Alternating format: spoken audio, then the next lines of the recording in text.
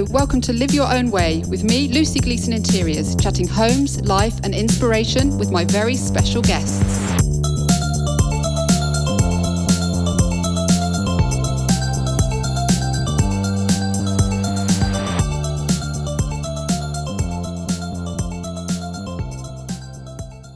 Hello, and thanks for joining me for this episode.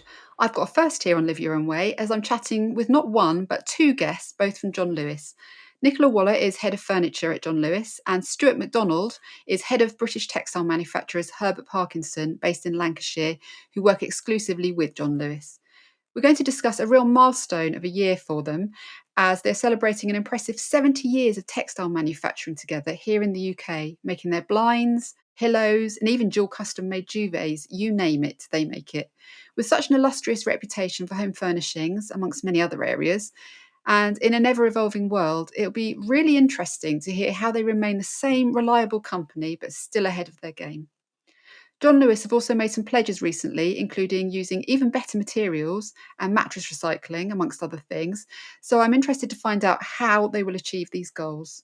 I have to be honest, I'm really honoured that Joh Lewis chose me to chat with on their first podcast, having grown up frequently visiting their stores. And this combined with a fascination for good craftsmanship. So I can't wait to find out more on how they all work together to make it all happen so smoothly. Hello to you both. Thank you so much for joining me on the podcast. Nicola, how is your day going? Are you based in an office or do you work from home? A bit of both, really, Lucy. We have what we call hybrid working. So I'm usually in London, Victoria, at Joh Lewis head office 2 or 3 days a week. And the other days I'm based in the back of my lounge, much like the rest of the world post-COVID, in southwest London. Okay. And Stuart, are you at work today at Herbert Parkinson? How's it going? Yeah, very well, thank you, Lucy. Today I'm actually working from home. I'm generally in Herbert Parkinson's, but had a late night drive home last night, so I only got back home late, so I work from home this morning. Oh, that's a good idea. And then you got to speak to me, so it's all good. So Nicola, you're obviously head of furniture at Joh Lewis. What does this work entail and how did you move towards this position? As your background was more food related before, wasn't it, including Waitrose? Yes, so I've worked in food for most of my career, Lucy, working for retailers like Sainsbury's, Safeway, Marks and Spencer's, and then Selfridges. I then moved to Waitrose and was lucky enough after 4 years at Waitrose to have the opportunity to come and head up furniture at Joh Lewis. Now, you might think that's a slightly strange move, but actually a big part of my career has been around sourcing products and global supply chains. And actually, there is a huge overlap between the fresh produce sector, which I've done at a number of retailers, and furniture. It's about working with craftsmen, whether that was growers or furniture makers, and making sure that they're producing brilliant products, innovative products for the retail customer. So yeah, it's not the normal route, but I've always been very interested in interiors. I've had a love of that product my entire life. So I feel incredibly lucky to now be having a career change and doing something different. Yeah, it's a great job, isn't it? So did it feel like quite a seamless move then? No, I joined the category 2 months before COVID and was very clear with my team that actually my role was to support them and develop them and find a way for our product to sing in Joh Lewis for our customers. And actually, I'm very lucky to head up a team of experts. And therefore, they didn't need me to be an expert. They needed me to support them and work with them. So it wasn't seamless. We went from 8 weeks in the office of really getting to know the team and the supplier base to suddenly working in spare rooms, kitchens, and backs of lounges. So it wasn't seamless, but actually I was surprised at the overlap between previous things I'd done in my career. As I said, managing global supply chains is a big part of the furniture role. Yes, I work very closely with designers, but I would have done that in the food world with product developers. So not dissimilar, but a bit of a baptism of fire around timing. So Stuart, I'd love to get some background with your career so far.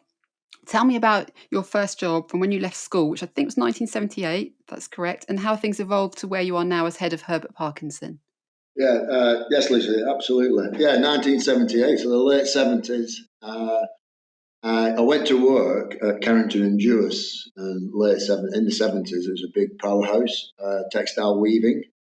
So my background's all weaving in textiles. So I went to Carrington's for the summer holidays, and I ended up doing 20 years there.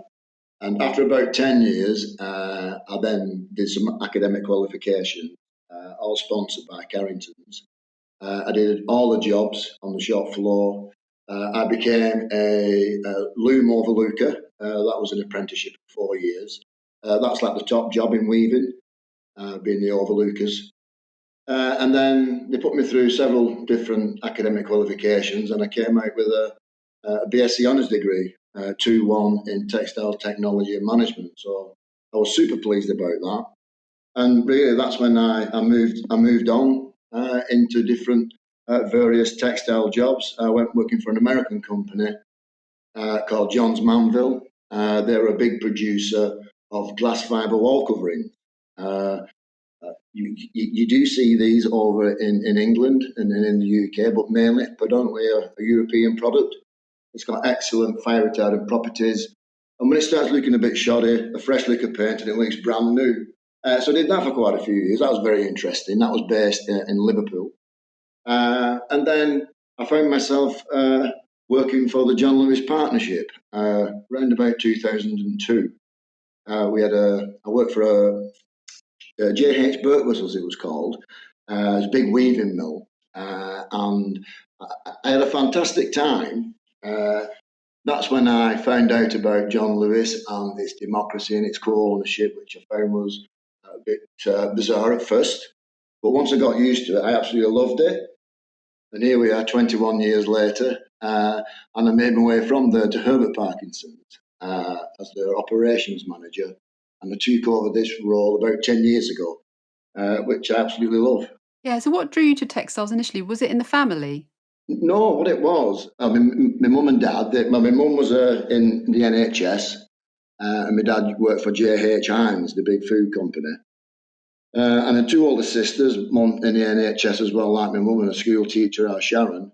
And I just left. When I left school, I just wanted to do something during the summer. And I just went to the local mill, Carrington's, and a couple of my mates had got on. And I knocked on the door and I said, "Can I have a job?" Anyway, this production director interviewed me, and basically the rest is history. I just fell in love with it. I mean, I'll never forget, and I still remember when I first walked into that weaving. It was called a weaving shed, and I thought to myself, "Oh, like a shed in the back garden." And when I walked through this door, I couldn't get over the noise, the smell, like mist, oil, yarn, and I couldn't see the end of this weaving shed. There was that many looms in it, and I was just in awe. And I basically just fell in love with textiles and weaving. And then it was technical textiles. We did things like airbags for the automotive industry. I did a lot of linings, transmission belting, etc. And then I moved into the cotton side, jacquard colour woven weaving. And as I mentioned before about glass fibre wall coverings, such a state-of-the-art technology. I don't know, it just took over me and my family when Carrington's put me through the academic side of it. My family started calling me Dr. Loom because I wouldn't shut up. It's a bit like now, Joh Lewis. I don't shut up about Joh Lewis, and some of my friends at the cricket club all start yawning when I start going on about Joh Lewis. I just fell in love with it. Lucy textiles and weaving, and where I find myself today. It's such a fascinating industry and career. Yeah, well, you could talk to me about Joh Lewis all day long. I'm more than happy to listen. So it's a really special year, Stuart, isn't it, for Herbert Parkinson and Joh Lewis, obviously, because it's the 70th year this year in production. So it must feel like a really massive milestone for you all. Can you tell me about the work over there in Darwin and how the relationship was initially established with Joh Lewis in 1953? Yeah, it's a fantastic story, heritage-wise. I mean, Mr. Herbert Parkinson was a local businessman in Blackburn, and he worked for the ticking trade, making mattresses. And in 1935, he bought his own mill, and obviously called it Herbert Parkinson's. And he made a fantastic success of it. He was weaving jacquard-coloured woven fabrics all the way through the Second World War. And during the Second World War, it was a time when Joh Lewis was looking for its own mill. Obviously, the entrepreneurial spirit of our organisation, there's lots of experiments, and we're always experimenting and doing different things. But during the Second World War, the supply chain was quite erratic. Certain yarns you couldn't get hold of. So it was a strategic move for Joh Lewis to actually purchase its own mill, but it's also about purchasing the supply chain. And unfortunately, Mr. Herbert Parkinson passed away during this time, and his daughter Edna actually sold the business to Joh Lewis in 1953. Instantly, everyone became a partner in Herbert Parkinson's, a co-owner, and it was a fantastic success. It was that successful. Obviously, the business invested in new machinery, new looms, hand-powered looms, etc. And the mill wasn't big enough. So in 1960, we moved from the original mill, Orchid Mill, to the Harvest Mill, where we're situated now, and that was in 1960. So the Joh Lewis Partnership took it from a steam-driven organisation to the state-of-the-art manufacturing mill we see today. I mean, Harvest Mill, where we are now, it was the last weaving mill to be built in Down. It's over 100 years old. So the outside of it and the parapet look exactly the same as it did probably 112 years ago. But when you go inside, you can see through all the investments, etc., it's a state-of-the-art manufacturing facility.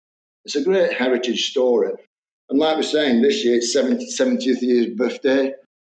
There's some fantastic interest, our partners, friends, colleagues, the local residents, the community, colleges, the borough council, and obviously Joh Lewis are so excited about this. And we've got lots and lots of things planned. We've got a party we're going to have in the summer. The Herbert Parkinson is next door to a cricket club. The cricket club use our car park in the summer months for all their visitors, and we use the cricket club for barbecues to celebrate magnificent things like the 70th. We've got a week of love at Herbert Parkinson's, and the other interesting one was we managed to get hold of the previous managing directors of Herbert Parkinson. So we've got Mr. John Blackall, who started in the partnership in 1958. And then succeeding John was Patricia Selley. And then after that, it was Ron Bartram. And then I took over from Ron in 2002. So all the three previous managing directors are all coming to the party as well. And we're going to have an open day. And that's what they're going to come to, the open day. Oh, that sounds amazing. It sounds really, really lovely. Nicola, are you able to get involved even though you're based in London? Yes, absolutely. And our role is to make sure that all of our customers understand the products that the Herbert Parkinson team make and the point of difference that they can bring by us being vertically integrated. Some of the products that Stuart manufactures for us and his team make for us mean that we can do very, very specialist products that the rest of the high street just can't do. So, for example, if you wanted a duvet and you wanted a, 10, 13 tog duvet on your side of the bed, and your partner only wanted a 4 tog duvet on their side of the bed, Stuart can actually make that. So we have got the ability to really make to order and customize products through working with the Herbert Parkinson team. Yes, they also make big volume lines for us, but they can also do the specialized different things. And so this summer, it's a great opportunity for us to really talk to the customer about why we're different and why actually by being vertically integrated and owning our own factory, we can do some of the things that other people can't. And because it's made in the UK, it's just a brilliant opportunity for us to shout about that this summer. Yeah, absolutely. So you've mentioned the tog duvet. What other things are made there? Obviously, you've got the curtains and roller blinds and pillows. There are other things as well made there, aren't there? Yes, there's cushions, there's duvets, there's pillows, there's blinds, there's curtains. There's very little that Stuart and his team don't want to turn their hand to. For us, it's just about making sure that actually every product they make is exactly what the customer wants. So, they turn out over 340,000 cushions every year and over 28,000 duvets. That's where the bulk of their business, but also the 7-day windows and blinds and curtain operation that you can choose any style and fabric that is made beautifully to your measurements that you require, that is delivered within 7 days. Now, it's not many people that can do that. And the craftsmanship that we get from the Herbert Parkinson factory just means that we can delight customers on a daily basis. So talking of craftsmanship, obviously you're going to need all kinds of skills to make those things. So Stuart, what kind of crafts people do you have working at Herbert Parkinson? Quite a range, actually. We've got lots and lots of sewing machinists, skilled sewing machinists, tailor standard as well in terms of their training and academic qualifications. A lot of hand skill as well. Some of our fabrics are quite demanding, velvets are quite popular, and these all have to be hand sewn. Some of the mitered corners are very intricate. And to watch these guys and girls do this, it's incredible to see that skill, that passion. As Nick said, it's craftsmanship at its highest level, building in inherent quality. We've got also pattern matches. So if you think about different fabrics, we obviously got a lot of plains, we've got a lot of pattern fabrics as well, and we pattern match. So that's a very skillful job to be able to do that. And also the array of fabrics Joh Lewis offers to our customers is a very good range. And being able to understand fabric, what fabric's all about, how fabrics behave, is a skill in itself. It takes years of experience to understand if that particular fabric, let's say a linen has natural knots in it, has natural other characteristics of this fabric, and it's inherently in it, and that's what makes linen nice. They're not faults, but there are other faults in other fabrics that need to be mended on site. Again, that's another skill set you need to be able to mend fabrics as well, especially on the naturals. So there's an array of, cutting. Cutting's another skill. Obviously, cutting is very, very, very important when you're making a cushion, curtain, whatever it may be. Every stage. When we make a curtain, there's an array of stages. It's not just 2 or 3 stages. You can think about the lining, the quality of the lining, any different specifications of lining, we do interlining, blackout lining, etc., etc. So there's a whole host range of craftsmanship and skills, and it's not just there as well. We've got an engineering team, we have apprenticeships, and these guys and girls keep the factory going, keep the machines going, etc., etc. So there's a whole range of craftsmanship throughout the factory. So do you work with sort of local schools with apprenticeships? We're actually a career enterprise ambassador for our local high school, Darwin Vale High School. We go into that school, we run sewing schools, sewing academies for the pupils and the students. Recently we had, I forgot the year set, I'm old school, I think it was the 4th year, what the equivalent that is today. The pupils came in, we give them a tour, and then we show the sewing machines and how to make certain products like a small cushion, etc., etc. And then we go out into the community and we go to jobs fairs, etc., working with the local colleges and universities as well.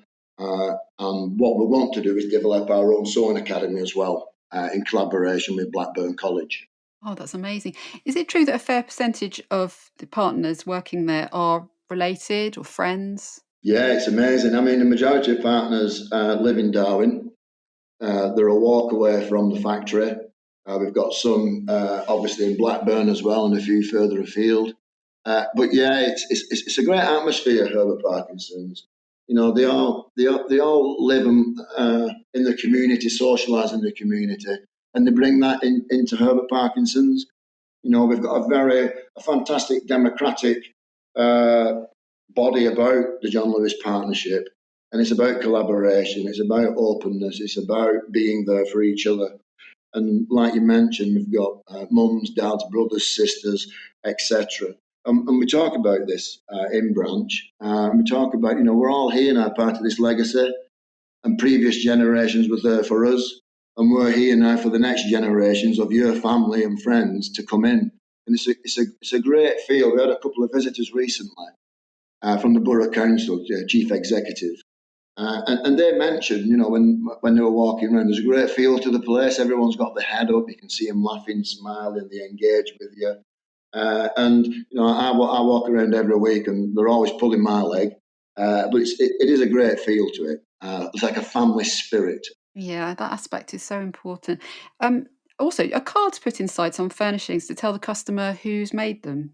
Yeah, we've done that for a while now because we've invited customers into Herbert Parkinson previously, just before lockdown. We want to re-engage on that one. But yeah, we've got like a business card, if you will. It's the Joh Lewis logo on it, Herbert Park, Joh Lewis Textile Factory. And our partner signed that card, and we put that card in that product. So when the customer opens that or receives it, they can see this is personally done by this particular partner. And we get accolades from that as well. People writing in, etc., to thank, Dave the cutter or whoever it may be. So yes, it's a really nice personal touch. Yeah, it's really lovely. Nicola, how does it work in terms of sort of lead times, for instance, if there's suddenly an extra flux of orders? Does that happen sometimes? And does it make it easier with the factory being based in the UK? Yes, absolutely. My team worked really closely with Stuart's team on trying to forecast. None of us have crystal balls, unfortunately. Our job would be much easier if we did, or if even consumers just bought the same things every week in the same volume.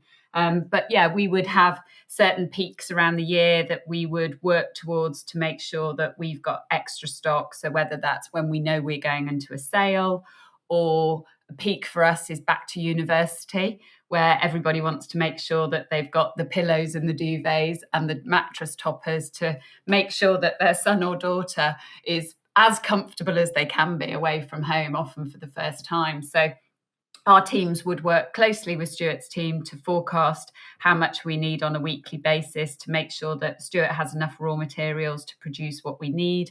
But occasionally we would get on the phone and sort of say, right, we're going to need more. We've had a really good week on X, Y, or Z. And that's where certainly we try to manufacture as much as possible in the UK, not only because it's the right thing to do, but actually we've worked with a lot of our suppliers and manufacturers for a long time. We've built up great relationships with them. 85% of our mattresses are made in Britain. Actually, 100% is actually made in UK and Ireland. And the same with sofas and armchairs. 74% of everything that we sell around sofas and armchairs is made in the UK. So this is really important. I talked earlier on about global supply chains. Anything that we can get made in the UK often means that we can get it here quicker, cheaper. And we've got a customer that really likes that made in the UK. They want to support the British economy. Yeah, absolutely. And some of your sofas are made with recycled materials, I think, aren't they? A lot of our sofas are made with recycled materials. And again, that's much, much easier to do if you're working within a UK supply chain. One of the first questions I asked when I moved into this job, having previously looked after sort of meat, fish, and poultry at Waitrose, was where do we buy our wool? And one of the first projects that actually we did was to take the excess wool from the Waitrose supply chain, give those farmers a guaranteed income and a minimum price that was acceptable, and to then take that wool from the Waitrose farms that often would otherwise have gone to waste. And then we launched the Waitrose wool collection with our supplier. So actually we could see that the waste product from one part of our business could actually be a useful byproduct elsewhere. And we'll be doing more of that going forward. Excellent. So how do you work with Stuart and his team? Do you work very closely? I think it's always very smoothly done with Joh Lewis. It's a very, very well-oiled machine, isn't it? We're swan-like, Lucy. We're paddling like mad underwater and trying to look very joined up on the top. And I think it's all about communication. Stuart's team and my team will talk most days, if not having meetings every week, usually virtually. The joy of actually a post-COVID world means that the guys can easily jump on a Zoom or a Google Meet to talk through our estimates, where our future plan is, what we want to sell, what new products we might have coming up for autumn, winter. They're the types of things we couldn't do it if we didn't talk to each other.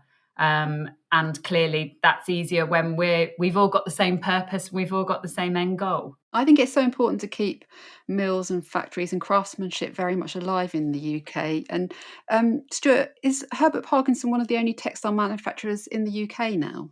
Lucy, no, it's there's quite a lot actually. When you're in the industry, there's not as many as there used to be. Don't get me wrong, but it's still quite vibrant actually. The textile trade in the UK, even where we are in Darwin, even in the northwest, there's lots of sewing factories making different things, tailor factories, etc. The Midlands is quite vibrant. And it's good to collaborate with these other mills, etc., and people who work there to learn from each other and also to support each other in terms of what we're doing, what we're trying to achieve. You know, what are they doing to attract sewing machinists or people leaving school, etc., into where they work, etc. Also collaborating with the local authorities as well. So yeah, it's not what it used to be. Don't get me wrong, but it's still quite vibrant. The textile trade in the UK. Have things changed, like techniques and machinery over the last few years? Because in 2006 you had quite a big makeover, didn't you? Yeah, that's right. Yeah, so as technology advances in any sector, same goes for textiles as well. We've not got a lot of automation, but what we have certain machinery that can do different aspects of making a product. But again, it's still all driven and all coordinated by partners, by the team in there. Uh, machines can get quicker, etc. But at the end of the day, it's all about the person who's running that machine, who's actually the expert on these machines. And lots of our sewing machinists and the guys and girls in there can work across several different machines as well, which is a great skill to have. I mean, these are the bread and butter of our trade, highly regarded. I'm in competition with lots of factories within the northwest for sewing machines that's sought after. So yeah, being part of the partnership, for 70 years, I've been head of branch for the last 10 years, and I've been in the partnership for 20. We've always had very, very good investment in our people, in our training, in our development progression, but also in the machinery we use as well. Yeah, I can just imagine sitting here. It's a lovely atmosphere to work in with all the creative people. It is. I love it. I love walking around. I try to get around 2 or 3 times a week, and just to engage with the team because we know them. I know them by the name. I know the families, etc. And it's a wonderful thing to see this passion and commitment when they're making these wonderful products, whether it's a duvet, a pillow, a cushion, a pelmet, or beautiful curtains and blinds. Because there's a lot of skill goes into it, and to actually see it's incredible. And I just love doing it. I really do. Yeah, I bet. It must be a lovely job. Nicola, when we had a chat a few weeks ago and I told you how much I love Joh Lewis, you mentioned that people are sometimes curious and ask you lots of questions once they know what your job is. Why do you think this is? Why are people so intrigued by Joh Lewis? Because I know I am. Yeah, people have a real passion for Joh Lewis. And I think people are genuinely intrigued around what goes on behind the scenes and what we all do in our day-to-day jobs. It's not a traditional job, and therefore a lot of people are genuinely intrigued around what goes on behind the background. How do we get products from X to Y?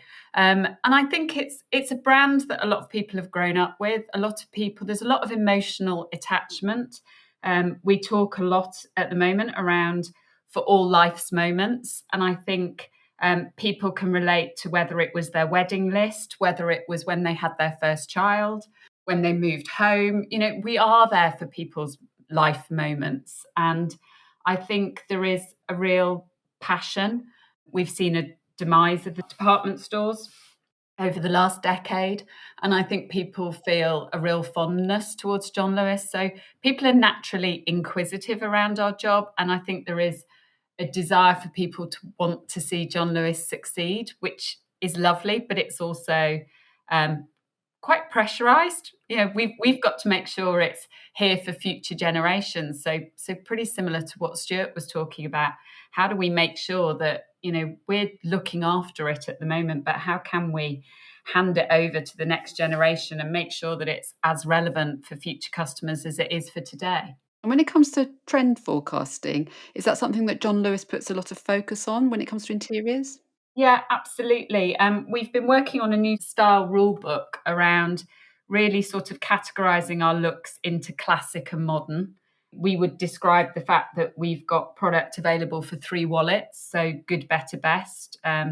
Soon after I arrived in furniture, we as a business started work on a project that was then launched as Any Day, to make sure that we had something that was amazing quality, but at that opening price point.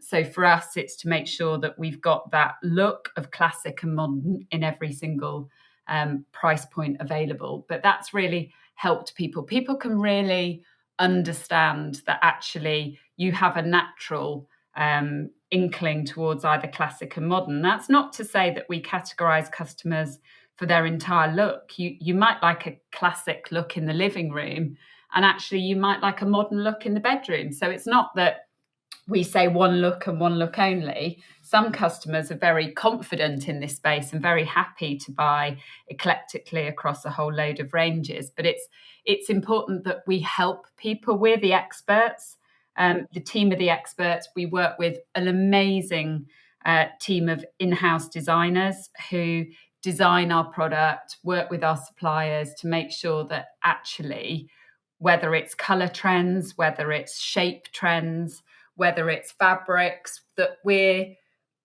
there for the customer, but actually quite often we only need to be about half a step ahead of where the customer wants to be. People are often only in these markets every 7 or 8 years. I look after what we refer to as sort of big ticket items. People aren't buying sofas or beds or dining tables every week. And therefore, we've got to make sure that when people are in the market, luckily, customers are buying it every week, but not the same customers. But we've got to have something that is relevant for all. Yeah, I feel like there's just always something for everyone, to be honest. That's how it works, isn't it? That's a big part of our job, and it's to make sure that there's something that might be inspirational, and that might just be a cushion, Lucy.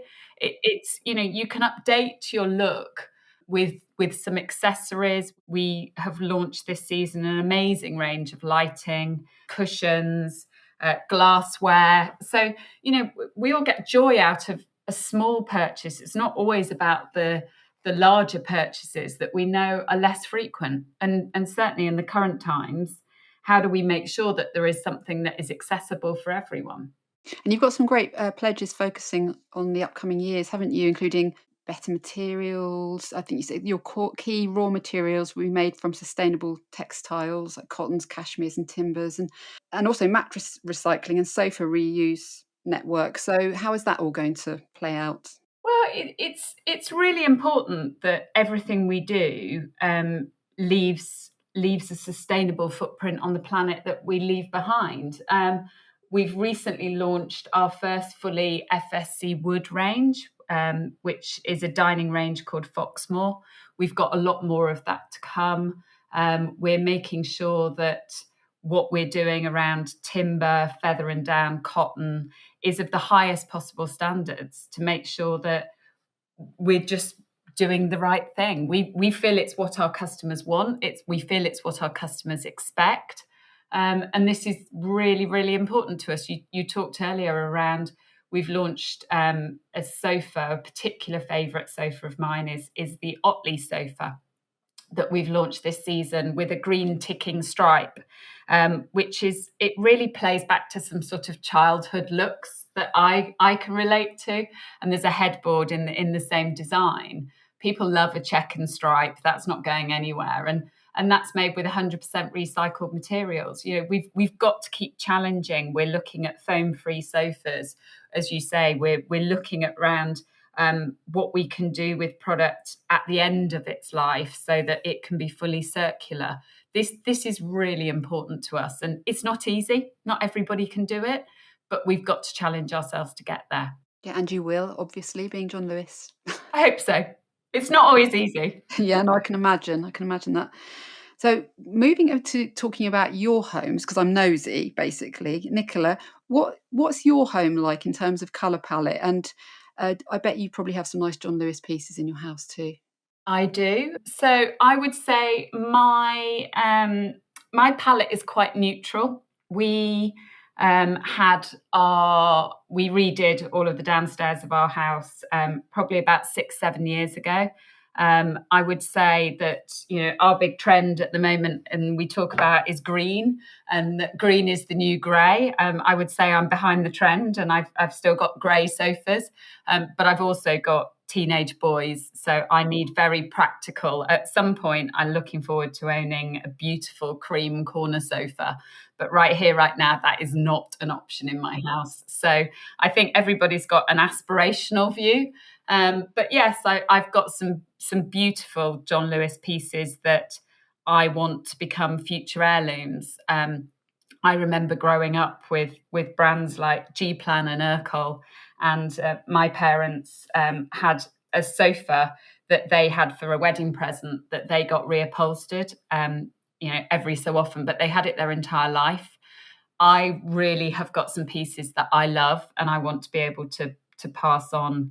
I've got a Hendrix chair that I just absolutely adore, and I think nothing more of sitting on a Sunday morning with a cup of tea. It is my space, and reading the papers. So I think there's an emotive side, but I also love a pop of colour, and that can be brought in with cushions and lights and vases, and that's where I'm feel quite comfortable about being a little bit more eclectic. Yeah, sounds like you've got some lovely classic pieces in your house.